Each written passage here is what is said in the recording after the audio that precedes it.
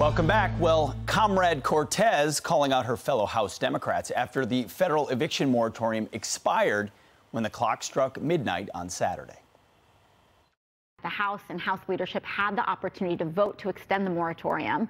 And there were many, and there was frankly a handful of conservative Democrats in the House that threatened to get on planes rather than hold this vote. And we have to really just call a spade a spade. We cannot, in good faith, blame the Republican Party when House Democrats have a majority. Alan Hammer is the landlord for several multifamily properties and is experiencing COVID's impact on real estate industry firsthand. He joins me now. Alan, thank you so much for being here. So Democrats, like Socialist Comrade Cortez, want this extended. First of all, before we get into how it's impacted you, should it be extended, or is it time for people to pay their rent? I think there's no longer a need for the moratorium. I think when it was begun, there was a crisis going on. There's still a bit of a crisis, and I think it was appropriate, but I no longer think it's appropriate. I think time has come to end it. Now, you mentioned when we spoke briefly that your properties, thankfully, most of your tenants are able to pay, but those that are landlords for lower income folks are really being hit hard by the fact that they're not receiving any rent right now, right?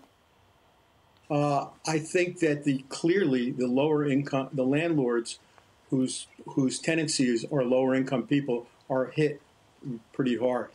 We have our buildings are in better communities, nicer communities.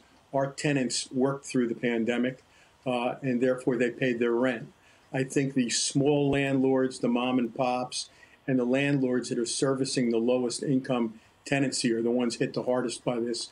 And it's been a struggle for many of them. Alan, there's supposed to be billions of dollars available for landlords allocated to states to give out. Do you have a sense of how much of that money is getting to landlords who aren't getting paid?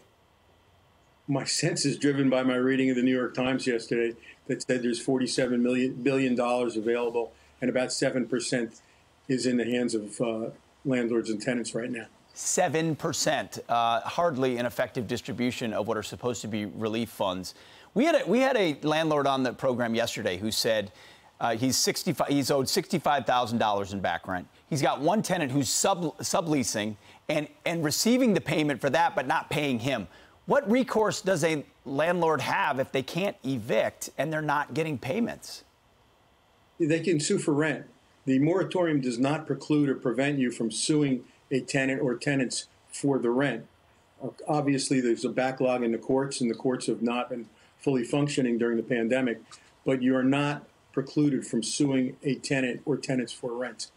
So you can attempt to sue, but the courts are barely operating. Do you have a sense that for those on the left that are pushing for this moratorium extension, they'd like to make something like this permanent? Hey, people have a right to housing, and why should we make them pay? I have no sense of that. I've not been exposed to anyone saying that. I know people believe there should be a moratorium, but I haven't heard any groundswell movement or anything for a permanent moratorium on eviction. I don't think that's likely to occur. I hope you're right. Alan Hammer, thank you so much for your insight. You know the industry. We appreciate it. Thank you. You got it.